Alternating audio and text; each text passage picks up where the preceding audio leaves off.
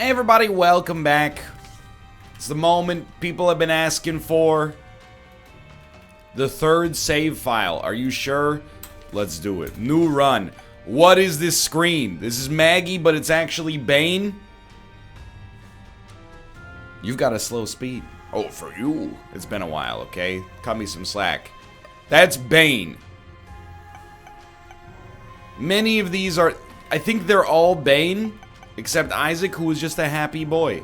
So to the best of my knowledge, they patched it so you no longer have to do normal and then hard mode. You can just do hard mode, I think. You can also just do greedier, I think, and then it counts as greed. So we're good to go. It's been a couple of days since I lost that streak. I mean, you could tell from my commentary, I'm sure. I was invested.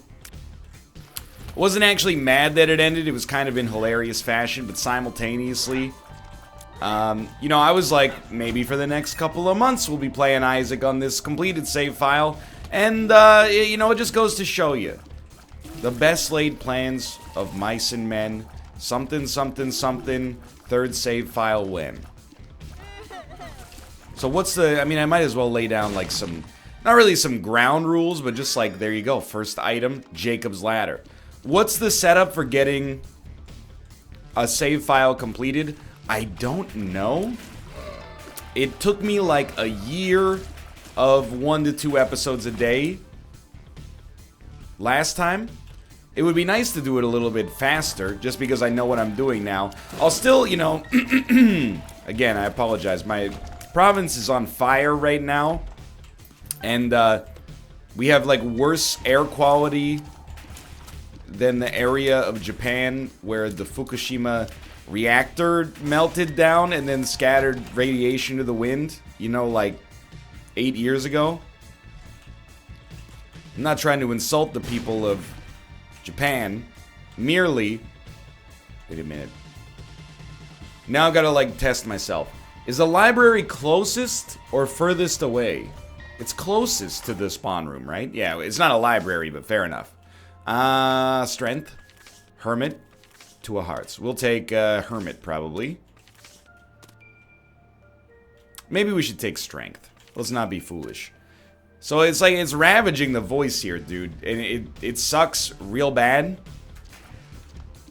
But one day, my province will not be on fire anymore. We got an indication today from the government that it's the second worst year in British Columbia's recorded history for wildfires. The worst year was 2017.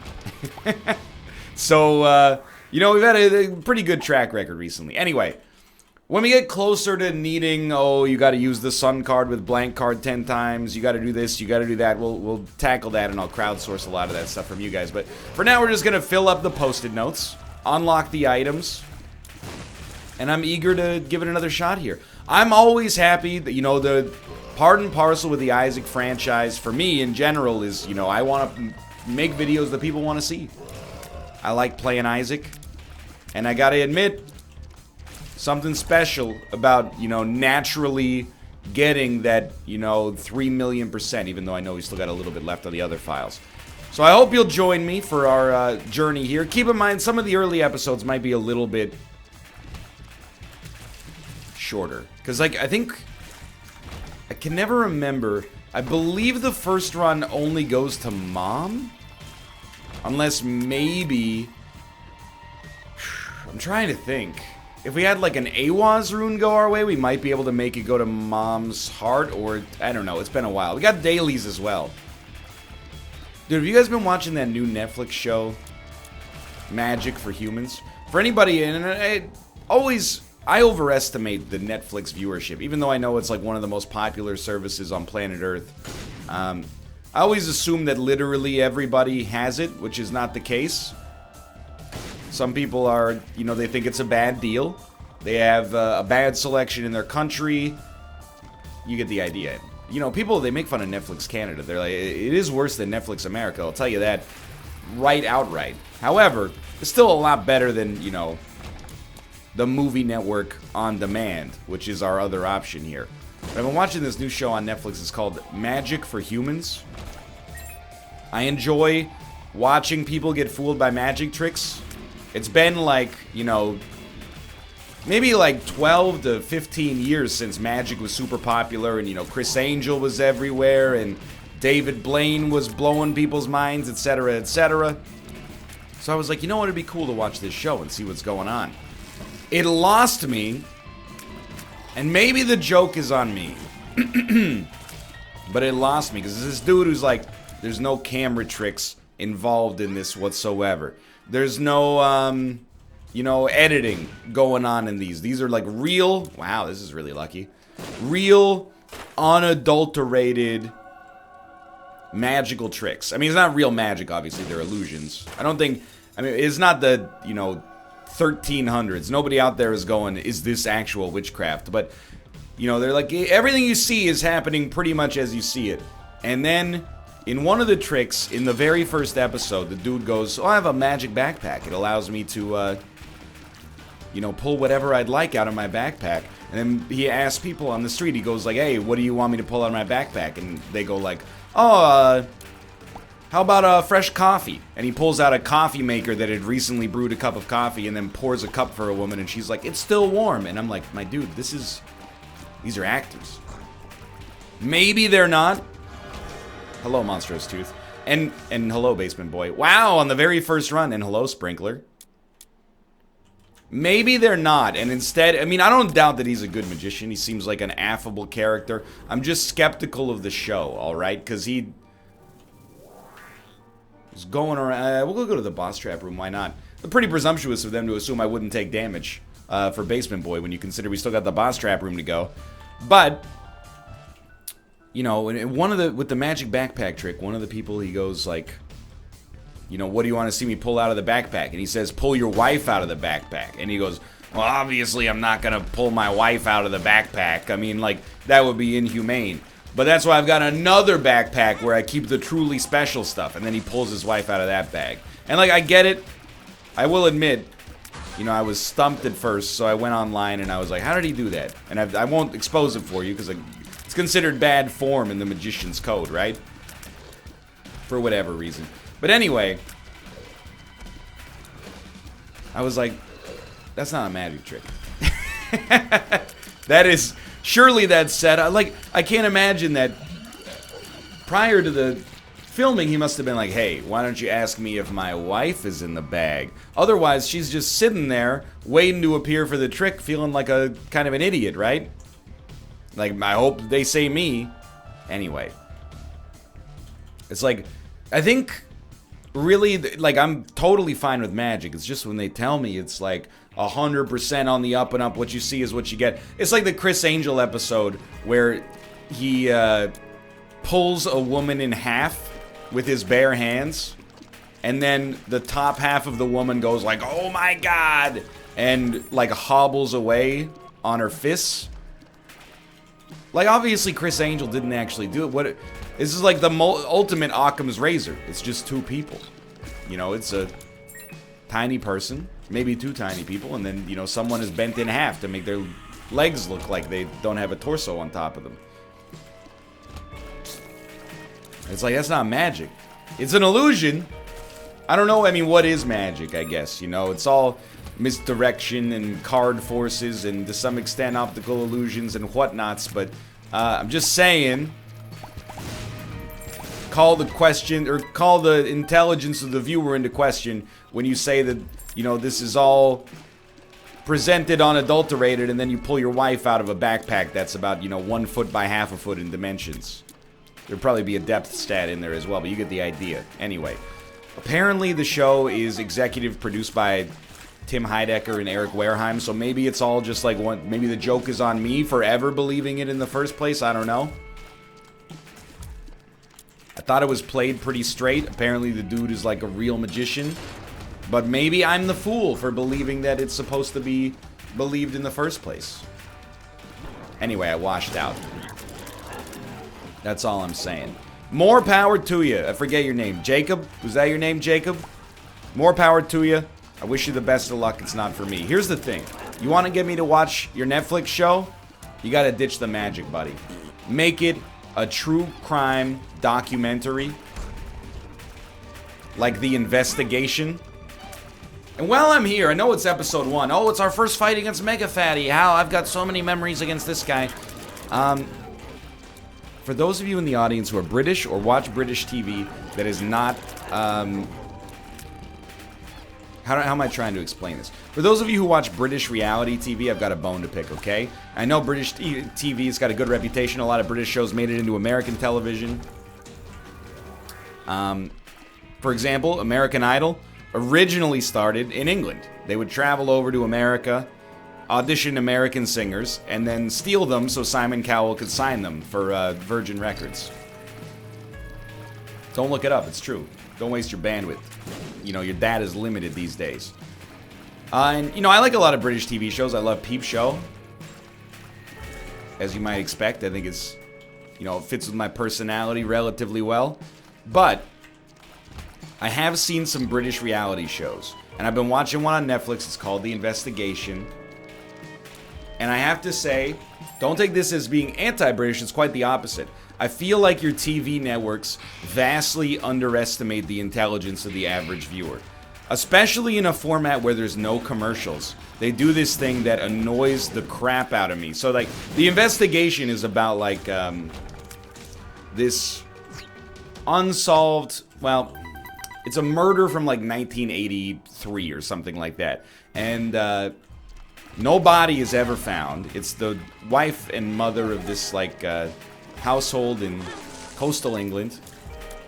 And yes, I say coastal because I don't know where Bournemouth is. Is it on the north, south, east, west? Probably not the north, I suppose. But anyway, the point is, wife and mother disappears. Nobody ever sees her again. No body is ever found. You know, for 5 or 6 years, life goes on, not as normal, but like they're like, oh, what can you do? Like, it's a mystery. Then the husband gets arrested. He never admits to anything. He won't cooperate with the police at all. And he goes to jail for life. He's eventually convicted and given life in prison, despite there never being a body found. So it's a little speculative, let's say. Now, I gave you that. I will never recap that story for you at all, because the details of it, I feel, are fairly simple and self-explanatory. Well, not self-explanatory. You know what I mean, though. There's no tricks in what I've just said. But because of this, you know, the investigation, I guess, originally ran when there were advertisements every 8 minutes or so. So every 8 minutes in the show, the dude recaps the entire investigation so far.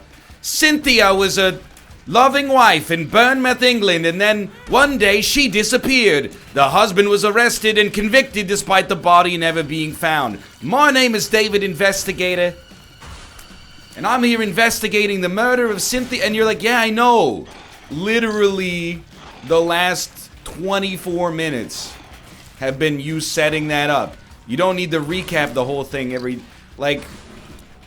it's like a TED Talk. Like, every 5 minutes, the dude summarizes everything he said and then goes and does one more interview. Cynthia's best friend is very suspicious of the husband. You're like, yeah, I just watched a 20-minute interview of her.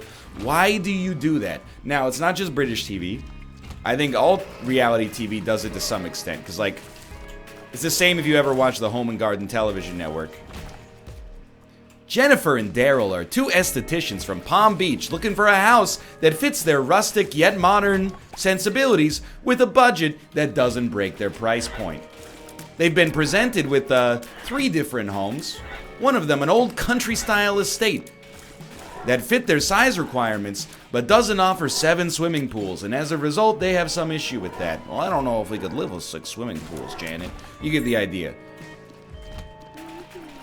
TV, like, I don't know if TV's dying. You know, a lot of TV is great. Everyone always talks about Breaking Bad, but, you know, beyond Breaking Bad, tons of great shows. Fargo, True Detective. I don't know why I'm saying it like that. Stop hitting me. We can't die on our first run. That would be the ultimate embarrassment. But I really don't understand. And I mean, here's the thing. They might have the data, but I harbor a sneaking suspicion that they're losing a large amount of the market that just doesn't like having their intelligence insulted. I like reality TV Because most, well, no offense, Daniel. That was not a pause for effect. I had a little coffee burp. I'm sorry. Most of the people on reality TV are on reality TV because they're a little eccentric. They're noteworthy in some way or another. They're shopping for a tiny house. They're doomsday preppers, etc., etc. I like watching that. I like watching people that, from my perspective, live an unusual life. But what I cannot abide by is a 26-minute show, or a 24-minute show, or a 22-minute show, where 4 minutes is a recap of the previous show that we've seen so far over and over again. So it just drives me up the wall. I would never suggest that people watching these shows are uneducated. I think maybe you just, I was kind of out of the TV loop for a while. Maybe, back when I was 13 or 14, I didn't even notice. I was just like, well, yeah, they do a recap when they come back from commercials so that everybody knows what's going on. Oh my God. I forgot. Our shops are terrible until we get the donation machine filled up. If anything, don't take this as cynicism. I think it's actually kind of a positive. That I won't speak for everybody, but I think like people demand kind of like smarter content now than they did 10 years ago. And I'm 100% being sincere, and I know you're going to be like, well, what about the KSI Logan Paul boxing match? Dude, we had that. Tanya Harding boxed Nancy Kerrigan. Manute Bol boxed, I forget who. Anyway, the point is, Screech Powell maybe? I can't remember. We had celebrity boxing too. And the sad irony of the situation is Logan Paul and KSI are both orders of magnitude more famous than Tanya Harding was when she was on celebrity boxing. You've seen I, Tanya. You're familiar with the story at this point, I'm assuming. You've unlocked Azazel. We obviously will take the HP. We should have taken it on the way in. We could have rolled with Guppy's Paw, but whatever. We're going to get Guppy's Paw about 1,000 times. I think people demand better entertainment now, and that's why you're watching the third save file of The Binding of Isaac Afterbirth Plus. No, but, hey. Now it's like, when a show explains something outright, I get it. Sometimes it's better if it's subtext, sometimes it's better if it's inferred, but... sometimes you gotta spell things out. I understand. Otherwise, people will be like, plot hole, ding! But, oh, dude, this is a killer run. When it's spelled out, and then they're like, welcome back. In case you forgot over the last 90 seconds of commercials that no longer exist because of the ad-supported format of modern media is no longer the, method of choice for most part. Here's what happened in our incredibly basic show where every single episode is exactly the same. Lazarus. Oh. These people are looking for a house. They've seen many houses. None of the houses fit their idea of a house. But at the end, they'll pick one anyway. You're like, yeah, I know. You have 5,000... Wow, we would have become Guppy. You have 5,000 episodes of this show already. You don't need to explain to me the way that, House Hunters Vancouver works. It's me and my wife, we both recycle cans for a living. We have one kid. We're looking for a 6-bedroom house. Our budget is $4.5 million a month. What can you do for us? Well, you might have to move one block outside of your neighborhood of choice. Absolutely not. That's unacceptable. What my baby wants, my baby gets. Well, I don't like the color of this bathroom. Well, paint has not been invented yet, so that is going to be a major problem. It's not like you could paint it yourself in, a few hours or, pay a team of college students like $200 to do it for you. I guess you have to completely kibosh your $3 million home purchase as a result of the paint color in the bedroom. Who would ever do this paint color? I don't understand. Why did I buy a Steam sale? I'm gonna let you know why, okay? You gotta, when you're doing a run like this, you gotta change your mindset. We are no longer at all worried about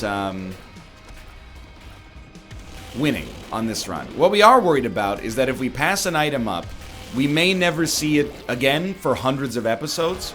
And as a result, we've already seen this deal with the devil, but as a result, that might be the last item we need in order to complete our save file, and we'll be looking for it for like 200 episodes or something like that. So I am, I don't know if you need to unlock boss rush. I don't believe you do.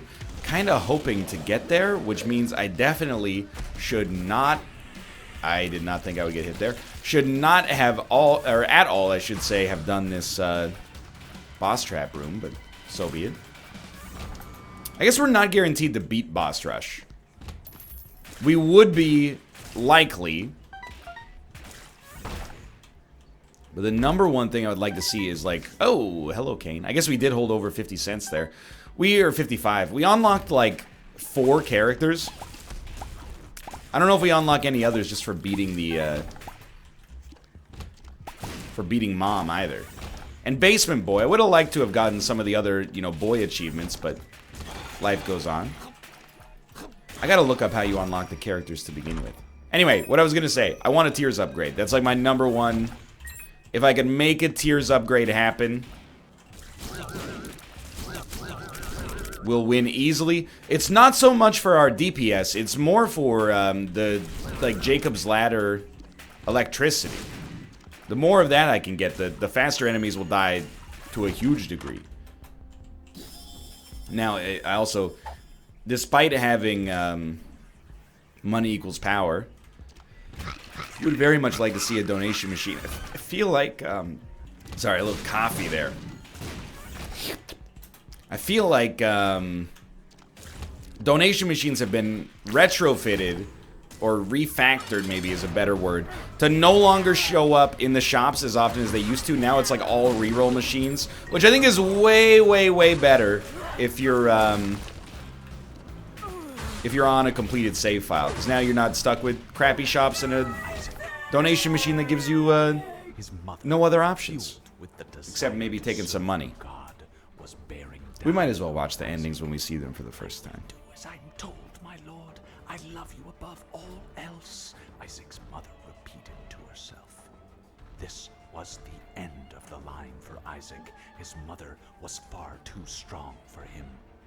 But just as he accepted his fate, God intervened, sending an angel down from above to stop his mother's hand. And just like that, it was over. Wow, we did it! Our first mom kill! Oh no! Anyway, we talked about a lot on this episode. We unlocked the womb. That's great news. Now we can fight Mom's heart. We unlocked a challenge. We unlocked a couple challenges. We've probably unlocked several challenges. That's okay.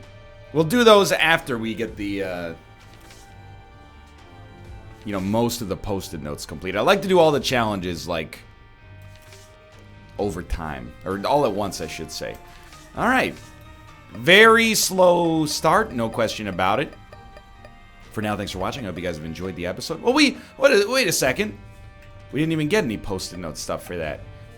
I mean, it's not like I'm never gonna beat those floors and Mom as Isaac again, but come on now. Thanks for watching. I hope you guys have enjoyed the episode. If you did, click the like button. Helps out a great deal, especially as we are restarting a new phase of the Isaac lifespan here. By the way, I meant to talk about it. People were like, are you going to do the third save file on the HOTUS? I can't. It will actually, it'll take forever. Most of the runs will be 15 minutes long. And in the end, I think it almost borders on self-parody to be I'm the guy who plays Isaac with a flight stick. We might mix in some HOTUS runs from time to time, just for flavor's sake. But, yeah. I'm not going to do a whole save file on the HOTUS, because I think that is... I mean, if that's the gimmick I need, I don't know. Maybe that's the end of the line. Be the guy who plays Isaac on the flight stick. That being said, I am hitting the buttons right now, and it feels nice. For now, oh god, no, my streak! I forgot we had the controls set up here.